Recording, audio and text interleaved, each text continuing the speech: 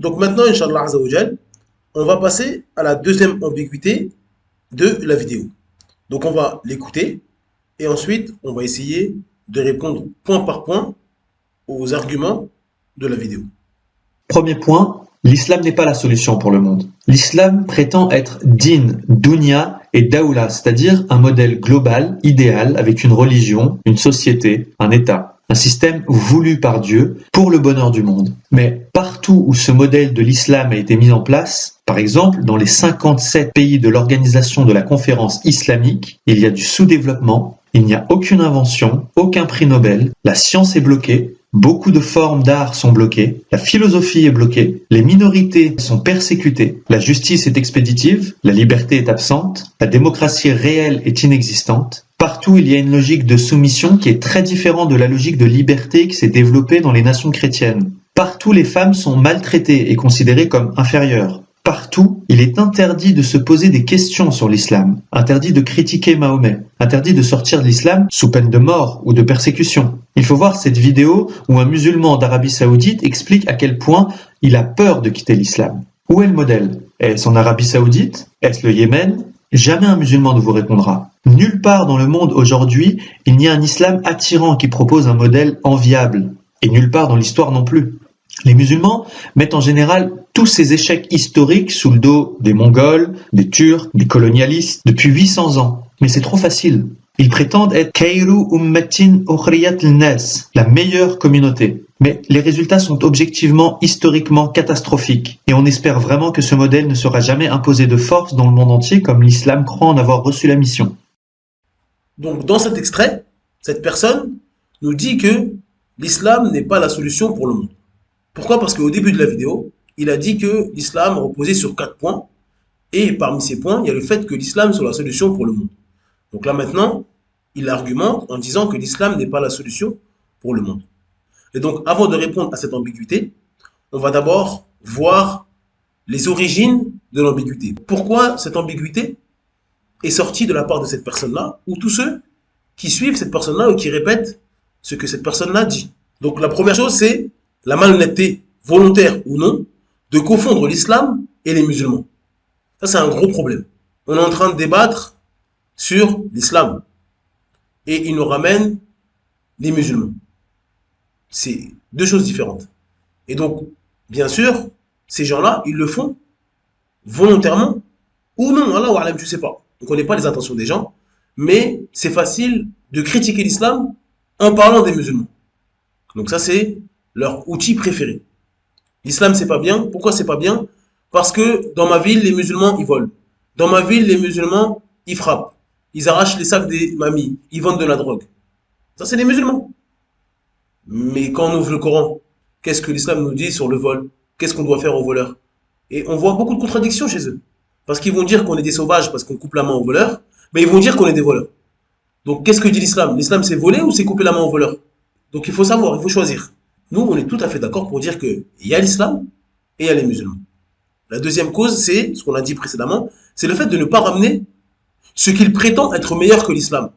Pour que nous puissions lui montrer que cela est applicable à n'importe quel système.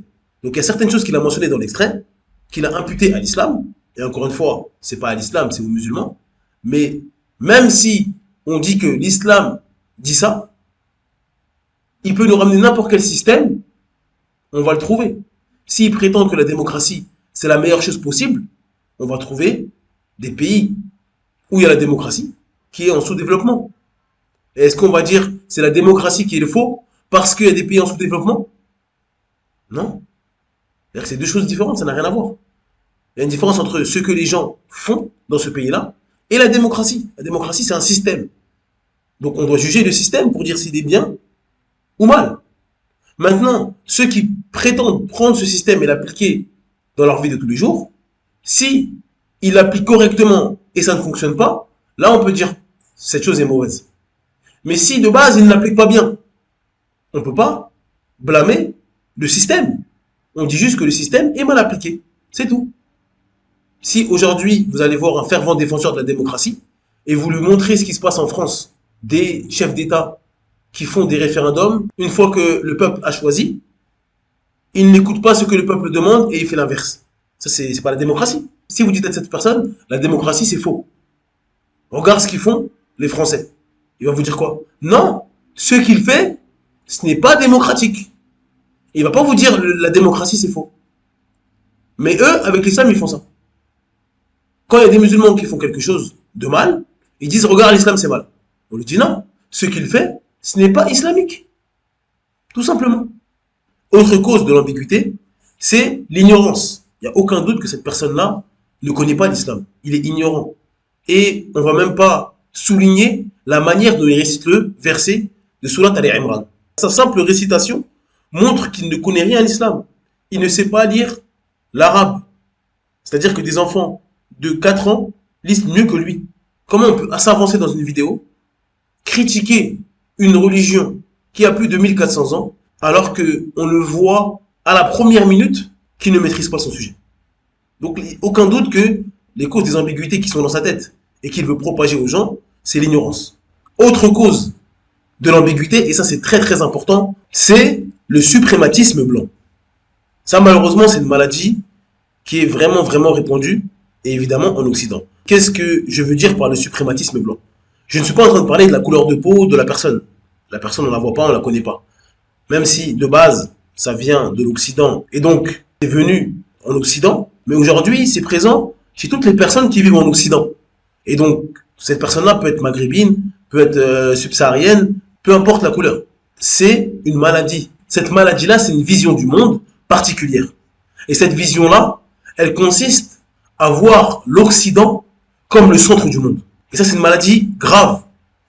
Et des gens, même des musulmans, beaucoup de gens en Occident l'ont sans même s'en rendre compte.